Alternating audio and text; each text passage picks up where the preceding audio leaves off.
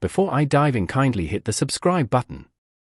During my son's engagement party on our yacht, his fiancée cornered me near the stern deck, champagne in hand, and whispered with a smile that never reached her eyes. "Transfer $2 million to my account by Monday, or I'll tell everyone you assaulted me in your office last month." I calmly reached into my jacket pocket, pulled out a small device, and pressed play. Her scream cut through the jazz music and cocktail laughter like a knife. The party ended in 15 minutes, but I should start from the beginning. The call came on a Tuesday afternoon in March. I was reviewing acquisition papers for a Lamborghini dealership in Buckhead when my phone lit up with Michael's name. My son rarely called during business hours. He worked as an accountant for a mid-sized firm downtown, kept regular hours, took his lunch at noon. This was unusual. "Dad, are you free tonight?" Michael's voice carried an unfamiliar brightness. "I need to introduce you to someone special. Her name is Natasha. We met 2 months ago at a charity gala. And Dad, she's incredible. I think this might be it." My pen stilled over the contract. 2 months wasn't long, but Michael was 28, thoughtful, careful with decisions. If he wanted me to meet her, it meant something. "Of course, son. Come by the house around 7. I'll order from that steakhouse you like." After we hung up, I sat back in my leather chair and looked out at the Atlanta skyline. Michael had dated before, but never with this urgency in his voice. His mother, Catherine, had passed 6 years ago from cancer.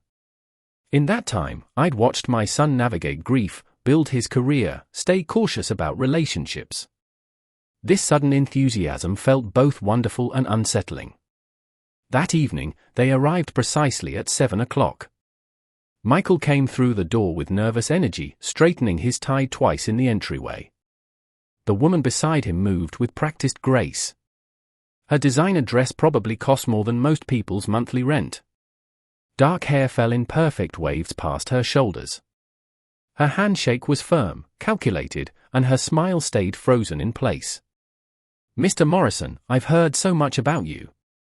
She had a slight accent, Eastern European, maybe. "Michael talks about your success constantly. This home is stunning." Her eyes didn't admire. They appraised. She moved through my living room like a prospector surveying a claim, pausing at the Steinway piano, the collection of vintage photographs, the credenza that had belonged to Catherine's grandmother. Before I could offer a tour, she was photographing everything with her phone. "Natasha has an incredible eye for interior design," Michael said quickly. "She actually has a fashion and lifestyle Instagram. Over 300,000 followers." How impressive. I led them to the dining room where dinner was already set. That's quite an audience. During the meal, I learned Natasha claimed to be a fashion influencer and consultant. She mentioned brand partnerships, exclusive events, trips to Paris and Milan. Michael hung on every word, barely touching his steak. But I'd built 3 successful dealerships by reading people, and something in her performance felt rehearsed. Too smooth, too practiced. Then the question started. "Michael mentioned you own multiple dealerships," she said, cutting her asparagus with surgical precision. "The luxury market must be quite lucrative, especially in Atlanta. It has its good years and challenging ones." She smiled. "But you must do well. This neighborhood, Brookhaven, isn't exactly affordable. And Michael showed me photos of your lake house." "That's just a weekend place," Michael interjected, looking uncomfortable. Still, she continued, reaching over to touch Michael's hand. "It shows what hard work can build. That's so important for family security. Michael and I have been talking about starting a family soon. Having a strong foundation matters, don't you think?" The implication hung in the air like humidity before a storm. I took a slow sip of wine, choosing my words carefully. Building security takes time. Michael's doing well in his career. Of course, but family helps family. Natasha's eyes locked onto mine. That's what makes some families so successful. They support each other's dreams, invest in each other's futures. Michael shifted in his seat. We're figuring things out, Dad. Just taking it step by step. But Natasha wasn't finished. She mentioned her student loans, then wondered how I handled estate planning. She complimented the wine, then asked what vintage cars cost. She praised Michael's work ethic, then noted how expensive childcare would be in good neighborhoods. Every question was a probe. Every compliment was bait. When they finally left around 10 o'clock, Natasha hugged me at the door, leaning close. Thank you for being so welcoming. Michael's lucky to have such a generous father. I'm sure we'll be seeing a lot more of each other. Michael's goodbye was distracted, eager to leave. I watched their taillights disappear down the street. Natasha, already on her phone before they'd even left my driveway. I spent the next morning unable to focus on work. Every detail from dinner replayed in my mind. The way she'd photographed my home without asking permission. The pointed questions about money and property. Michael's discomfort, his silence during her financial interrogations. It felt wrong, familiar, like recognizing a scam I'd seen variations of throughout my years in business. By Wednesday afternoon, I'd made a decision. I called James Chen, a friend who ran background verification services. We'd known each other for 15 years through various business networks. James, I need a favor. Unofficial. It's about my son's girlfriend. He didn't ask why. Send me her information. The callback came Thursday morning. Richard, this is completely off the record. Understand. I understand. Natasha Vulov. Real name is actually Natasha Kovac. Changed legally 3 years ago. Currently lists an address in Midtown, but she was evicted from a luxury apartment in Buckhead 8 months ago. Monthly rent was $4,000. She's carrying $62,000 in credit card debt across 9 cards. All maxed. 3 collection agencies have active judgments against her. My hand tightened around the phone. $62,000. James continued. There's more. She started bankruptcy proceedings last year but never completed them. And Richard, her Instagram? Most of those brand partnerships are fake. She buys followers and engagement. The luxury lifestyle is smoke and mirrors. After hanging up, I sat motionless in my office. $62,000 in debt, evicted, 3 lawsuits. But online, she projected wealth and success. The engagement talk, the family planning, the pointed questions about my assets. She wasn't marrying Michael. She was marrying access to what she thought he had, or more accurately, what she knew I had. I called Michael that evening at 6 o'clock after he'd be home from work. Son, we need to talk about Natasha. I had someone look into her financial background. There are some serious red flags. What? His voice immediately sharpened. What are you talking about? Michael, she has over $60,000 in debt. She was evicted. She's being sued by collection agencies. The Instagram lifestyle isn't real. You investigated her. The explosion came through the phone like a physical blow. You had someone spy on my girlfriend? Dad, what is wrong with you? Listen to me. These are facts. She has 9 maxed credit cards. She's been evicted for non-payment.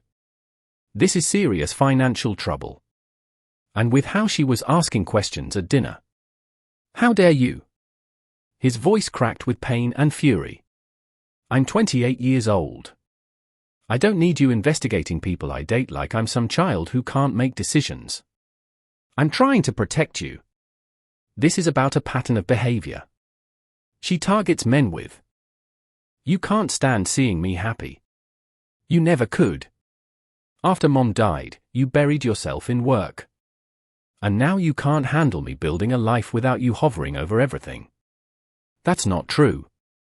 Michael, please just look at the evidence. She was paying rent she couldn't afford. She's buried in debt. She's hiding. You're trying to ruin this because you're alone and miserable. His words felt like knives. I should have known you'd find something wrong with anyone I cared about, just like you did with Sarah. Just like you did with Emily. Those relationships had real issues. And you know it. No, Dad. The issue is you. Don't call me again. The line went dead. I sat holding the phone in the silence of my empty house. Outside, the March evening was turning dark. I pulled up Natasha's Instagram on my laptop. Every photo showed luxury, designer bags, expensive restaurants, first-class travel, jewelry. Nothing matched a reality of evictions and debt. Nothing made sense unless someone else was funding it or unless she was hunting for someone who would. I opened a legal pad and started writing everything I knew. Debt amounts, eviction dates, the timeline of her relationship with Michael, every pointed question from dinner. By the time I finished, 4 pages were covered in notes. Michael wouldn't listen. That was clear, which meant I had maybe 6 weeks before whatever came next. I had to find proof she was targeting him. I had to stop this before she destroyed my son. 2 weeks of silence followed. 14 days where every call to Michael went to voicemail. Every text went unanswered. I drove past his apartment twice, saw Natasha's white Mercedes in his spot both times like she'd moved in. Then James called back with new information, his voice tight with concern.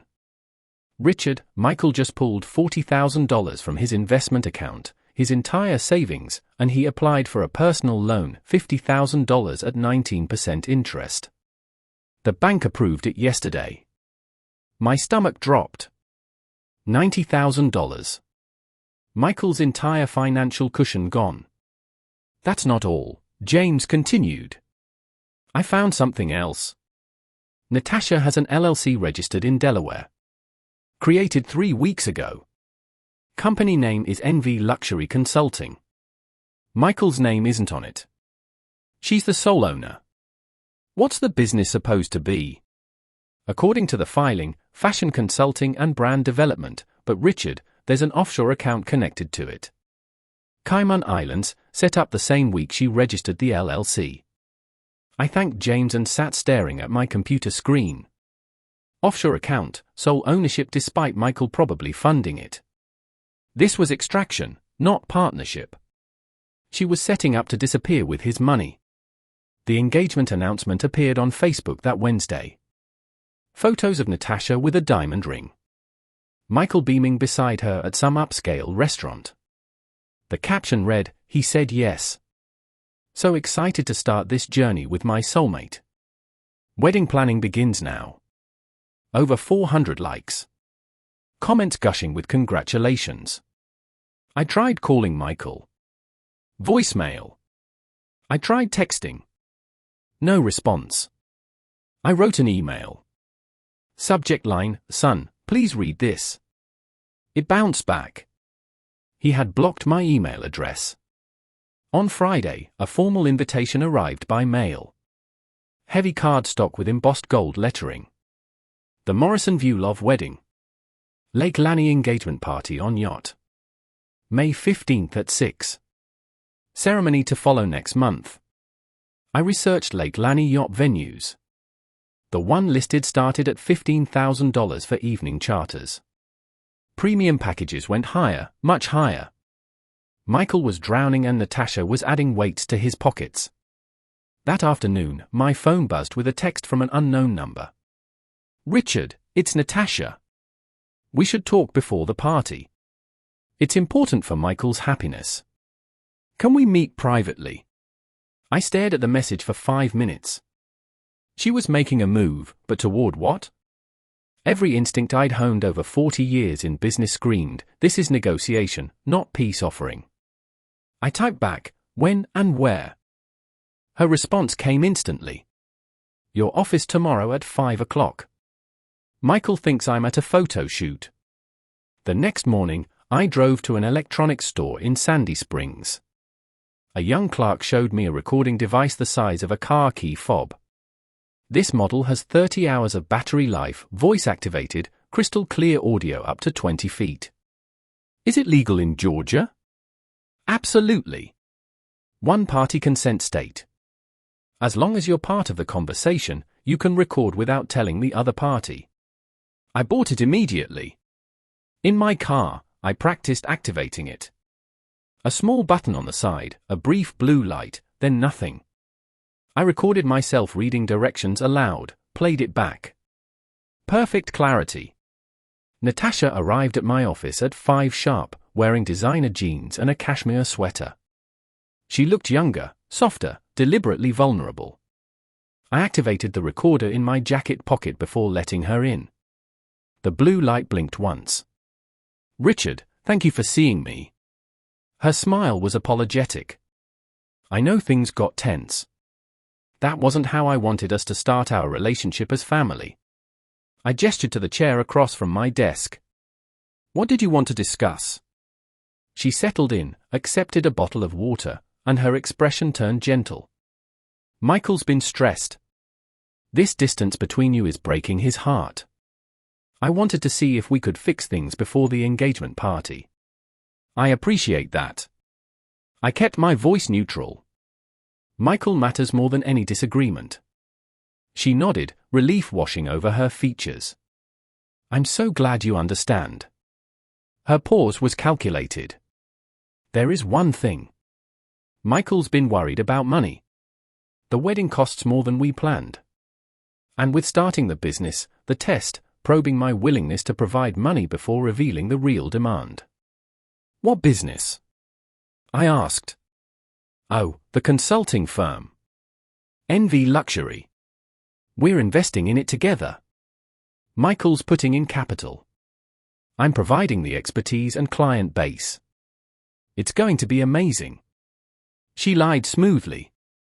No mention of her being the sole owner. No mention of the offshore account. "That sounds ambitious," I said carefully. "It is, but we need proper funding." Her voice stayed light, but her eyes were calculating. "I wondered if you might help us get started. An investment from you would mean so much to Michael." "How much are we talking about?" She smiled. "Well, we'd need about $200,000 for the first year. Marketing, office space, inventory, staff. But it would be an investment, not a gift. You'd get returns. I'll need to see a full business plan. Let me think about it." Her smile tightened. Not the answer she wanted. "Of course, but the engagement party is next week. Having your support confirmed would make Michael so happy. Could we maybe discuss a preliminary amount? Even just $100,000 to start. Let's see how the party goes first," I said. "Focus on celebrating your engagement." She left 10 minutes later, frustration barely masked behind her smile. After her taillights disappeared, I sat in my darkened office and played back the recording. Every word was clear. Every manipulation captured, but it wasn't enough yet. She hadn't revealed her real endgame. The engagement party was 6 days away. Whatever Natasha really wanted, she'd ask for it there, and I'd be ready. Saturday arrived with perfect May weather.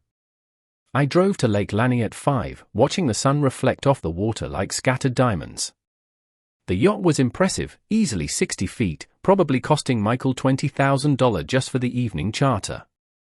I counted the catering trucks, the floral arrangements being loaded aboard, the string quartet setting up on the upper deck. Another $30,000 minimum. Guests started arriving at 6. Michael's friends from college, co-workers, people I recognized from various social circles.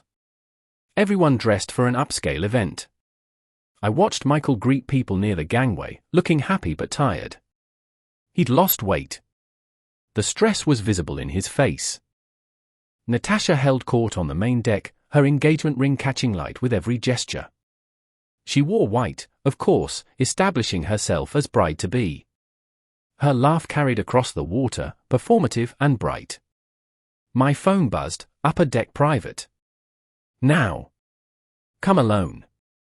I climbed the stairs, touching my pocket to confirm the recorder was there. The upper deck was empty except for Natasha standing near the railing, champagne in hand.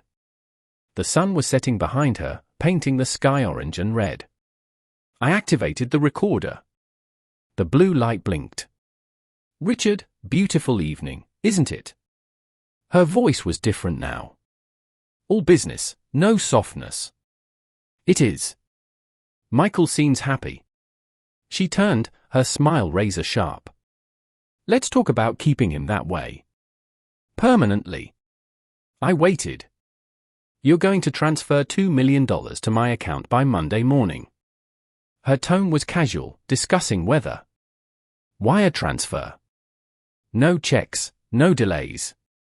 Natasha, that's an absurd amount. Is it? She stepped closer.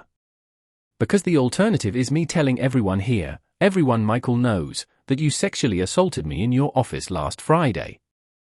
That you've been sending me inappropriate messages for weeks. That when I rejected you, you tried to destroy our relationship with fake financial reports. Ice flooded my veins, but I kept my face neutral. She continued, enjoying herself now. Who do you think they'll believe? A wealthy 62-year-old man or a young woman in a wedding dress? Her voice dropped lower. I'll show them texts. I have fake ones already created. Time-stamped photos of me crying outside your office. A therapist note about trauma. Michael will never speak to you again. Your business reputation will be destroyed. Dealerships don't do well when the owner is accused of sexual assault. You'll be finished. She paused, letting it land. Or you pay me $2 million, play the generous future father-in-law, and everyone stays happy. Your choice. You have 60 seconds to decide. The silence stretched. 3 seconds. 4. 5. I reached into my pocket slowly. Her eyes followed my hand, expecting agreement. Maybe a phone to authorize the transfer. Instead, I pulled out the small recorder and held it up. The blue light was still on. Natasha, you just made the biggest mistake of your life. Her face drained of color. What is that? Every word from the moment you started talking about $2 million. I pressed stop. The blue light went dark. All recorded. You can't. That's illegal. Give me that. She lunged forward, grabbing at the device.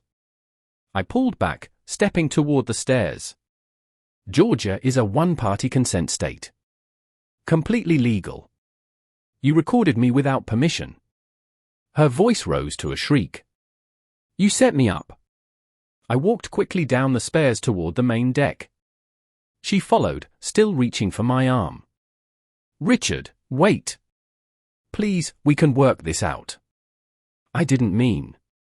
The string quartet had just finished a song. The main deck was full of guests, conversations humming. I walked straight to the sound system where the hired DJ was setting up for dancing. I need you to play this through your speakers. Loud enough for everyone to hear.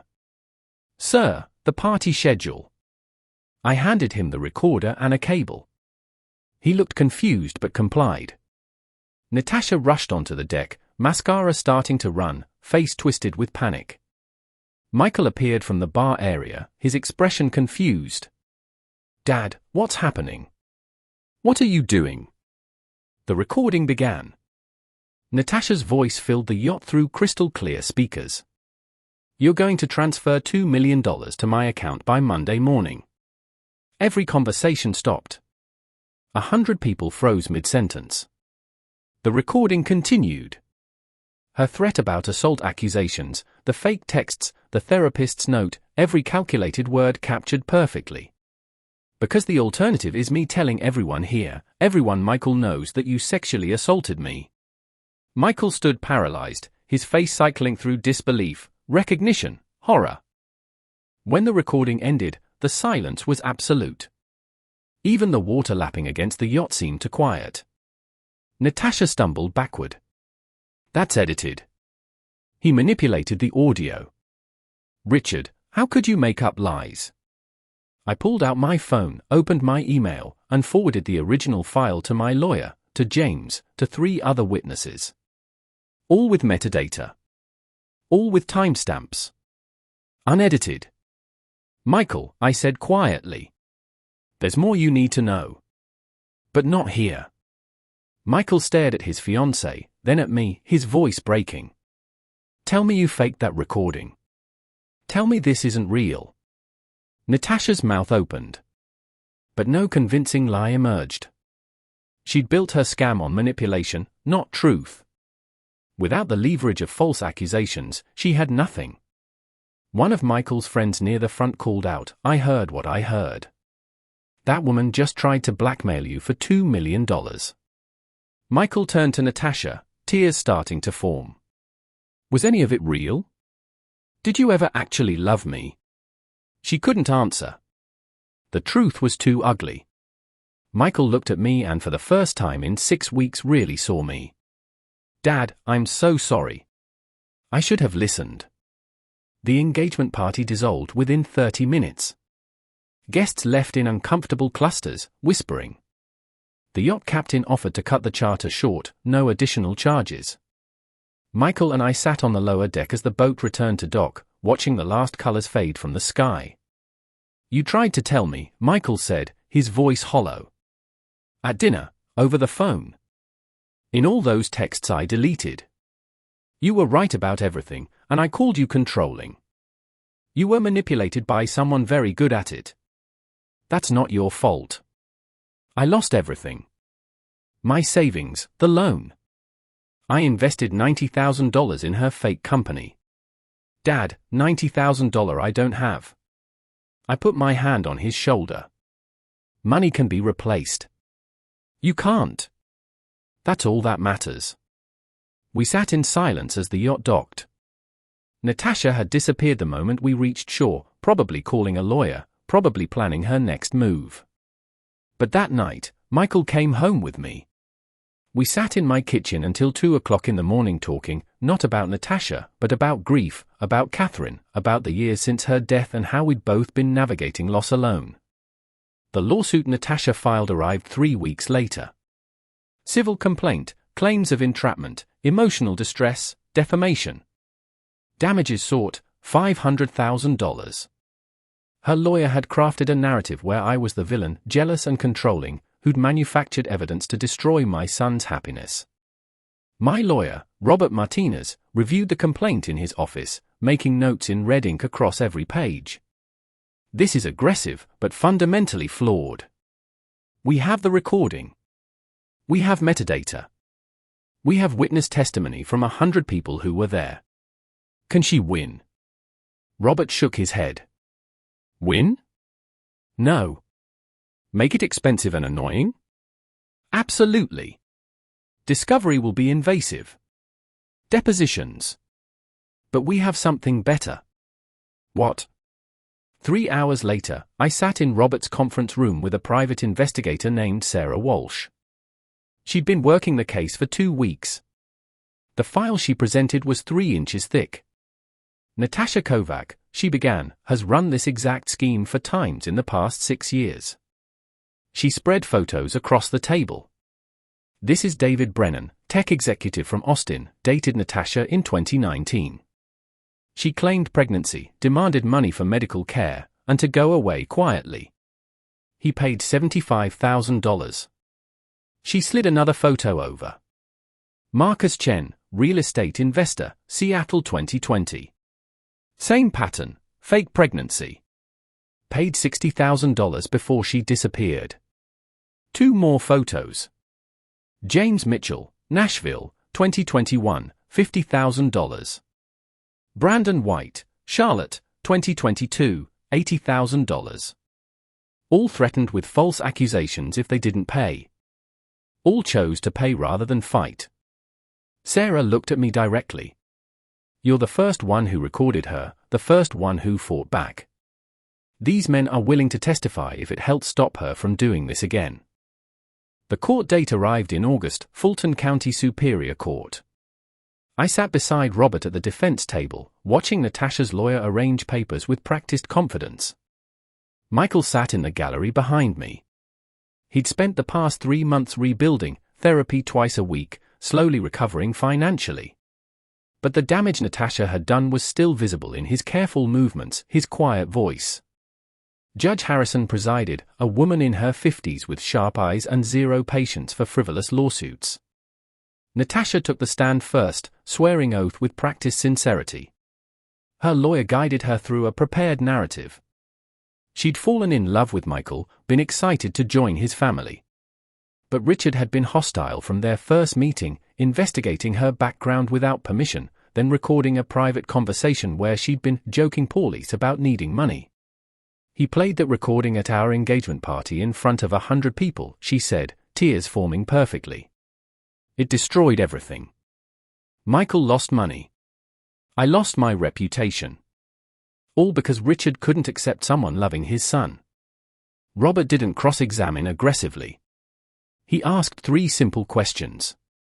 Miss Kovac, how many men have you dated in the past 6 years who were significantly older and financially established? Natasha hesitated. I don't see how that's relevant. Your Honor, Robert said, it will become extremely relevant. Then Robert began. Your Honor, this isn't about a father's jealousy. It's about a documented predator who has run this identical scheme on at least 4 previous victims. He presented audio forensic analysis first. Expert testimony confirming the yacht recording was authentic, unedited, with verified timestamps. Natasha's lawyer objected repeatedly. Judge Harrison overruled each time. Next came the financial evidence. Natasha's credit report showing $62,000 in debt. The eviction records. The LLC registration showing her sole ownership despite telling Michael they were partners. The offshore Cayman Islands account. Then Robert called David Brennan to the stand. A man in his mid-40s entered. Expensive suit, successful but carrying visible shame. He wouldn't look at Natasha. Mr. Brennan, how do you know the plaintiff? I dated her for 6 months in 2019, his voice was quiet. It ended when she told me she was pregnant. Said it was mine. Then she needed $75,000 for medical care and to go away quietly or she'd tell my ex-wife during our custody dispute. What did you do? I paid. He produced bank records, text messages where Natasha explicitly demanded money.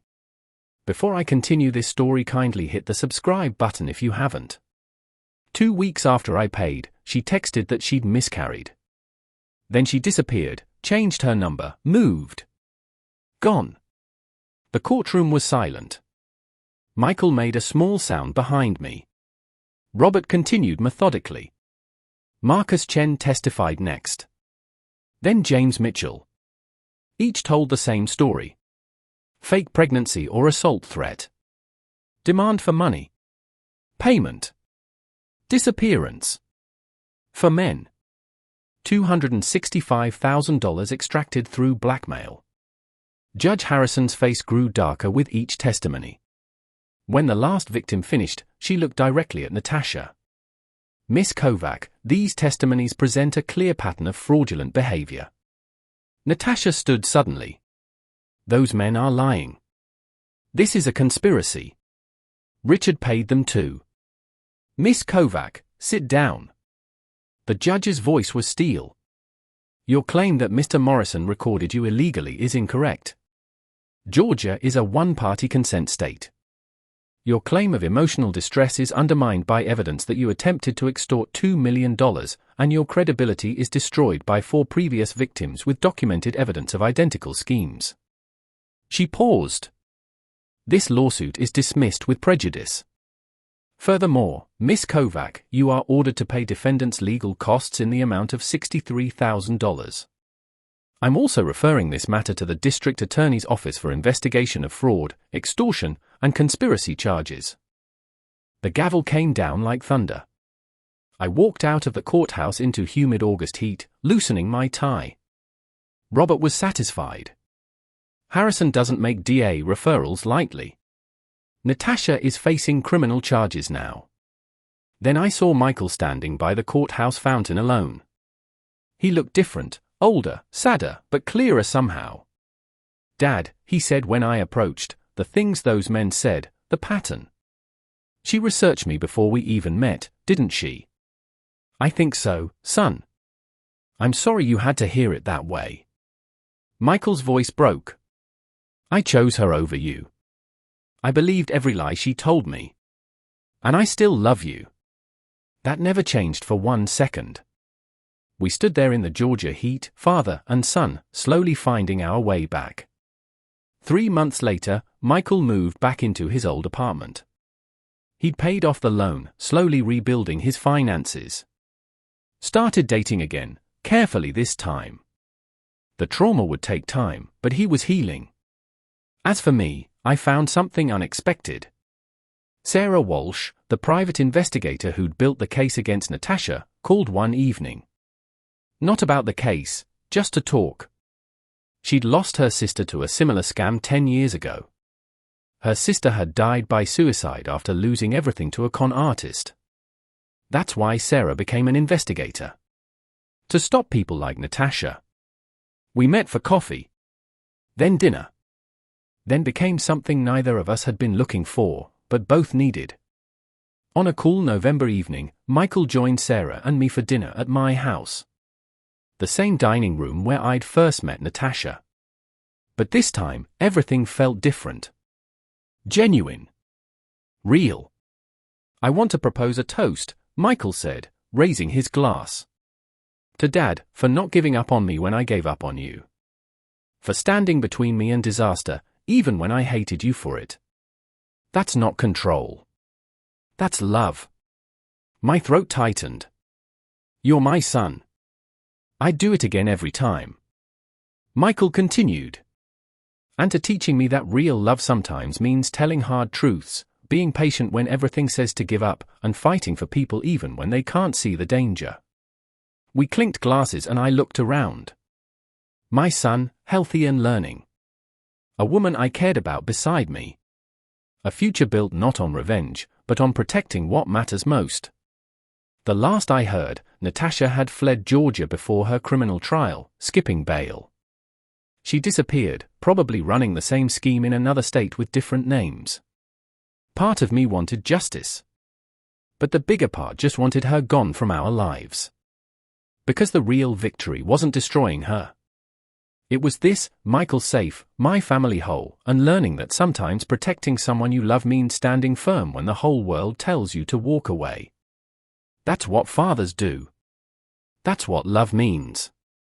Thank you for following me on this journey. Kindly hit the subscribe button and leave your comments and thoughts below.